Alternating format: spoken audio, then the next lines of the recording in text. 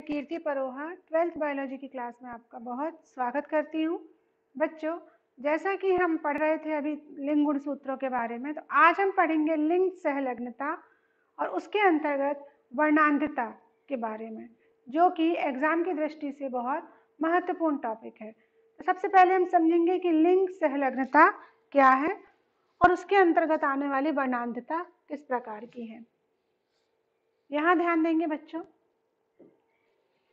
सबसे पहले ऐसा माना जाता था कि लिंग गुणसूत्रों पर जो सेक्स क्रोमोसोम होते हैं उसमें केवल लिंग जीन्स ही पाए जाते हैं, जो कि लिंग निर्धारण के लिए जिम्मेदार होते हैं। लेकिन अब ये पता चला है बात की स्टडीज से कि इन गुणसूत्रों पर कुछ ऐसे जीन्स भी पाए जाते हैं जो शरीर के अन्य गुणों का भी वहन करते हैं। अर्थात सिर्फ एक ही कारण से लिंग गुणसूत्र नहीं, उसमें और भी दूसरे गुणों के वहन करने वाली भी चीजें पाई जाती हैं।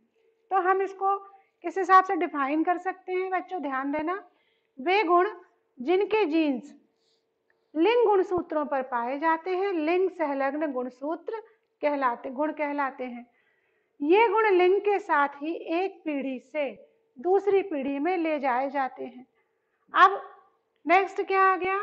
वे जीन्स जो लिंग सहलग्न गुणों को एक पीढ़ी से दूसरी पीढ़ी में ले जाते हैं लिंग सहलग्न सेक्स लिंक्ड जीन्स कहलाते हैं, तथा यह वंशागति जो होती है वो क्या कहलाती है? लिंग सहलग्न वंशागति या लिंग सहलग्नता कहलाती है।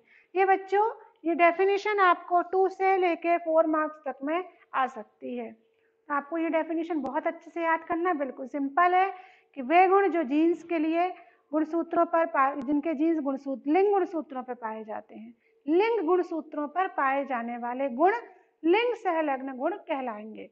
और अगर एक पीढ़ी से दूसरी पीढ़ी में जाते हैं और इनको लिंग सहलग्न जीन कहेंगे। और ये जो वंशागति की है ये किसके हिसाब से कहलाएगी?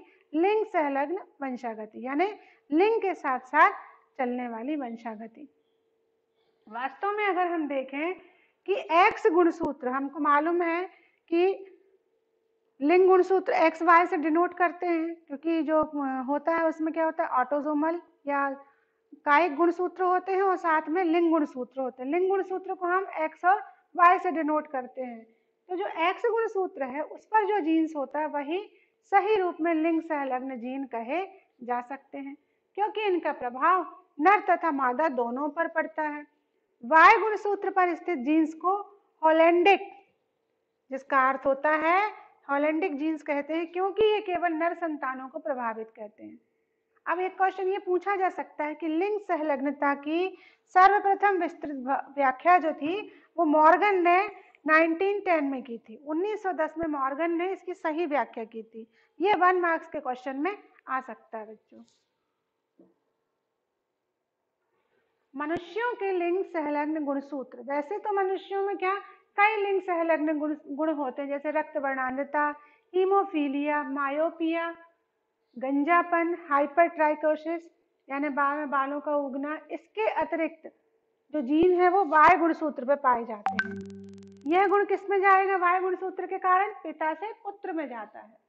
लेकिन लाल हरी जो वर्णांधता है तथा जो हीमोफीलिया, ये दो जो प्रमुख हैं, ये लिंग सहलग्न प्रमुख वाले गुण हैं जो मनुष्य में सामान्य रूप से बीमारी के रूप में पाए जाते हैं। यह देखा गया है कि लिंग सहलग्न गुण स्त्रियों की अपेक्षा पुरुषों में ज्यादा प्रकट होते हैं। कैसे? अभी अपन आगे इसको पढ़ने पर समझेंगे। इसके अंतर्गत आती है जो बीमारी जिसका नाम है रंग वर्णांधता, कलर ब्लाइंडनेस। ये इंपॉर्टेंट है बच्चों, 3 to 4 मार्क्स के क्वेश्चन में जरूर आती है।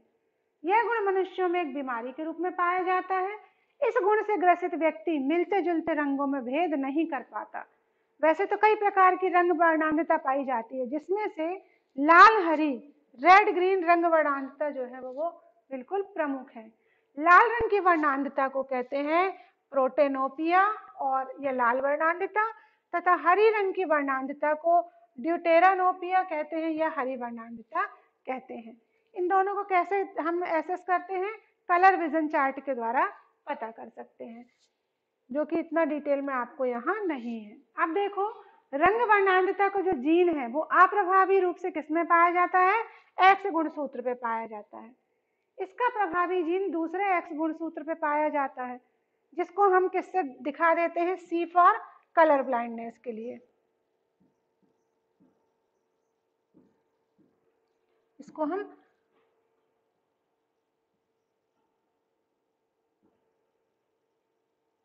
कलर ब्लाइंडनेस के लिए दिखाते हैं, सी से डिनोट करते हैं। अब अगर हम फीमेल की बात करें तो उसमें दो गुणसूत्र होंगे, दोनों कैसे होंगे? लैंगिक गुणसूत्र एक्स और एक्स होंगे। तो जब भी स्त्री होती है तो उसमें वर्णांधता का अप्रभावी जीन भी एक्स पर होगा, लेकिन यदि ये जीन केवल एक गुणसूत्र पर होगा तो दूसरे एक्स गुणसूत्र के प्रभावी गुण दबा देगा। इस कारण क्या होता है कि स्त्रियों में ज्यादातर वर्णांधता नहीं पाई जाती, ये सिर्फ गुणों की कैरियर होती है, वाहक होती है। अब पुरुषों की बात करें तो पुरुषों में केवल एक ही एक्स गुणसूत्र पाया जाता है, तो यदि इनमें वर्णांधता का जीन है तो ये वर्णांध हो जाते हैं, लेकिन कभी भी कैरियर नहीं होते। इस चीज को जरूर समझो। स्त्रियों में दोनों एक्स एक्स गुणसूत्र हैं और पुरुष में एक्स और वाई गुणसूत्र है। यदि स्त्री में एक्स में कलर ब्लाइंडनेस का गुण है तो क्या होगा कि ये जो पहला एक्स है वो इसके गुण को दबा देगा, तो ये सिर्फ वाहक रहेंगी, कैरियर रहेंगी। लेकिन यदि पुरुषों में है तो पुरुष क्या होंगे? वर्णांध हो जाएंगे, कभी भी कैरियर नहीं होंगे। इस चीज को आपको बहुत ध्यान से समझना है। नेक्स्ट देखें कि अब हम इसका क्रॉस चार्ट से अध्ययन करेंगे। इसमें चार ऑप्शन, चार सिचुएशन पैदा होती। पहली सिचुएशन क्या है? वर्णांध पुरुष तथा सामान्य स्त्री द्वारा संतान में किस प्रकार से वंशागति होगी। यहाँ हम देख रहे हैं ये सामान्य स्त्री, इसके हम 22 जोड़े तो गुणसूत्र है साथ में, ये हमेशा माइंड में रखिए, ऐसा नहीं कि सिर्फ एक्स एक्स स्त्री।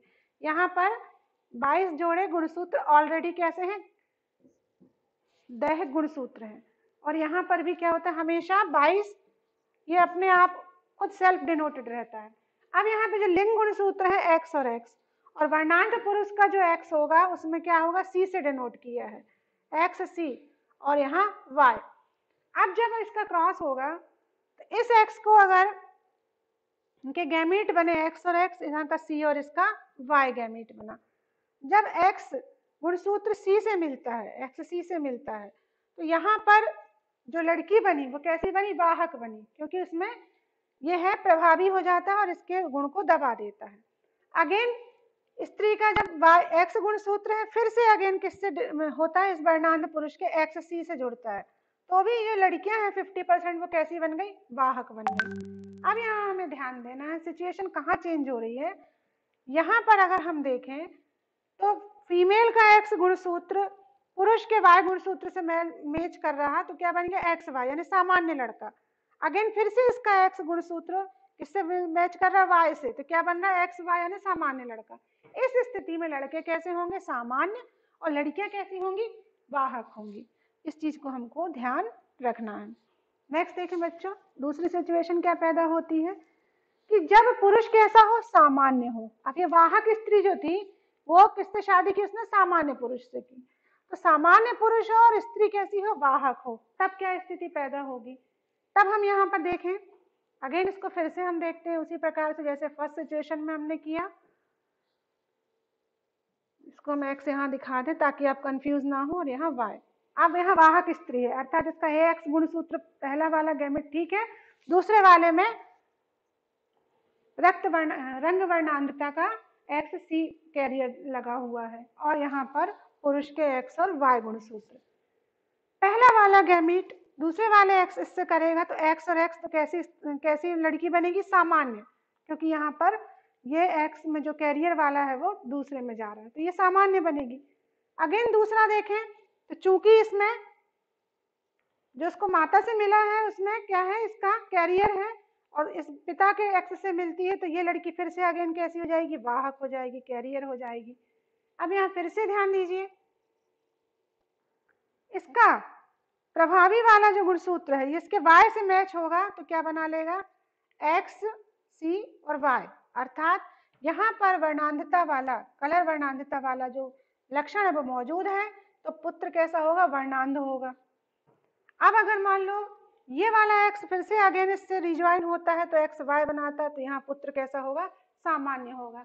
अब अगर हम इसका रेशो देखें तो 25% सामान्य पुत्री, 25% वाहक पुत्री, 25% वर्णांध पुत्र और 25% सामान्य पुत्र संतानें होंगी।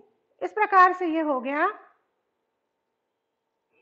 सामान्य पुत्र तथा सामान्य पुरुष तथा वाहक स्त्री से उत्पन्न संतान है। तीसरी सिचुएशन देखें बच्चों, इसमें अब वर्णांध पुरुष आ गया, वर्णांध पुरुष तथा वाहक स्त्री द्वारा। अब यहाँ क्या हो गया, दोनों एक से मिल रहे हैं, स्त्री वाहक है और वर्णांध पुरुष है। अब क्या सिचुएशन पैदा होगी, यहाँ पर देखो इसके गैमीट बन गए एक्स, यहाँ आप लोग सुधार लीजिएगा, नहीं तो कई बार बच्चे कंफ्यूज हो जाते हैं। अब देखिए यहाँ पर इसके जो गैमीट बने तो इसका एक्स और वर्णांध पिता का कैरियर वाला वो मिलकर के क्या होगा, तो ये वाहक पुत्री बन गई। अगेन हम देखें, अब यहाँ पर वाहक माता के इसमें इसका प्रभावी गुण है और फिर वो वर्णांध पिता किससे मिलता है, अर्थात दोनों में प्रभावी गुण आ जाता है वर्णांधता, तो पुत्री जो पैदा होगी वो कैसी होगी, वर्णांध होगी। अब अगेन हम फिर से देखें, इसका गुणसूत्र किससे मिलता है, पिता के वाय गुणसूत्र से, तो सामान्य पुत्र बनता है। और अगर इसका प्रभावी गुण वाला मिलता है वाय क्रोमोसोम से तो वर्णांध पुत्र बनता है। तो मतलब ये होगा कि इसमें कैसा हो जाएगा, 25% पुत्र जो बनेंगे वो कैसे होंगे, वर्णांध, 25% पुत्र सामान्य, 25% पुत्रियां वर्णांध और 25% पुत्रियां वाहक होंगी। अर्थात जितनी भी संतानें उत्पन्न होंगी उसमें 50% संभावना वर्णांध संतानों की होगी। क्यों, क्योंकि दोनों में ही वो प्रभावी लक्षण लिंग संलग्नता से मौजूद है। नेक्स्ट सिचुएशन देखते हैं, सामान्य पुरुष तथा वर्णांध स्त्री। ये बिल्कुल पहली सिचुएशन जो मैंने आपको समझाई उसका जस्ट अपोजिट है। पहले क्या था, सामान्य स्त्री थी, वर्णांध पुरुष था, और अब क्या है, सामान्य पुरुष और वर्णांध स्त्री द्वारा क्या होगा, तो इसमें सभी पुत्र वर्णांध होंगे और पुत्रियां कैसी होंगी, वाहक होंगी, क्योंकि एक्स जो है वो पुत्र को स्त्री का मिलेगा, वर्णांध स्त्री का मिलेगा, इसलिए सभी पुत्र वर्णांध, पुत्रियां वाहक होंगी। अर्थात 50% संतानें वर्णांध होंगी और 50% वाहक होंगी। इसका डायग्राम आपको खुद से बनाना है, खुद से बनाने की प्रैक्टिस करना है। यदि आपसे नहीं बनता है तो आप कमेंट सेक्शन में लिखिए, मैं आपको इसका आंसर दे दूंगी। वैसे मुझे आशा है कि आप बना लेंगे इसको। अब ये सब प्रयोग इस बात की पुष्टि करती हैं कि रंग वर्णांधता लिंग संलग्न होती है और इनके जीन हमेशा एक्स गुणसूत्र पर ही पाए जाते हैं। तो अब इन सबका पूरा जो ओवरऑल निष्कर्ष है वो क्या निकलता है बच्चों, पहला कि रंग वर्णांधता स्त्रियों की अपेक्षा पुरुषों में अधिक पाई जाती है, सबसे पहला फीचर हो गया। दूसरा, मादा में रंग वर्णांधता को प्रकट होने के लिए इसके दो अप्रभावी जीन्स की आवश्यकता होती, जैसे XC फिर XC, ऐसा होना चाहिए, किसी एक में होगा तो प्रभावी नहीं होगा। जबकि नर में एक ही अप्रभावी जीन वर्णांधता को प्रकट कर देता है। कैसे, यदि इसके X में C है और यहाँ Y है तो ये नर जो है, जो मेल है या पुरुष है, वो हमेशा वर्णांध रहेगा, नर कभी भी वाहक नहीं रहते। चौथा, वर्णांध स्त्रियों के पिता हमेशा वर्णांध ही होंगे तथा ऐसी स्त्रियों के पुत्र हमेशा वर्णांध होंगे। ये सबसे इंपॉर्टेंट फीचर है क्योंकि ये एग्जाम में पूछा जा सकता है कि ऐसी कौन सी सिचुएशन रहेगी कि जब उनके क्या होंगे, पिता और पुत्र वर्णांध रहेंगे, तो आपको याद रहना चाहिए। ये देखें, वर्णांध स्त्रियां तभी वर्णांध पुत्रियां पैदा करेंगी जब इनके पति भी वर्णांध होंगे। ये हम थर्ड सिचुएशन की बात कर रहे हैं। तो इस प्रकार से जो रंग वर्णांधता है वो एक्स क्रोमोसोम पर ही होती है और चूंकि ये लिंग से कनेक्टेड है इसलिए इसको लिंग संलग्न डिसीज भी कहा जाता है। नेक्स्ट वीडियो में हम हीमोफीलिया के बारे में डिस्कस करेंगे। Thank you.